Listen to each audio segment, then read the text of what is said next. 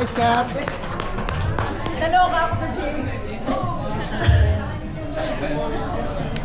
Mahal yata yung binayad ko para sa introduction na yun, no?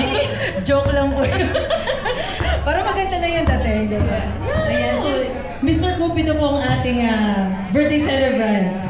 So yun na lang po ang ating kakantahin dahil hindi naman po ako prepared sa totoo lang. Happy birthday po, dito. Sana magustuhan po ninyo. Tsaka sabayan niyo po ako kung alam niyo po yung kanta. Oo. Karaoke po ba siya? Ah, perfect. Makakanta pala natin siya.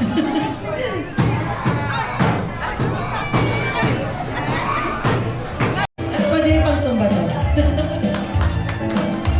Okay, yun po. Naman natin yan.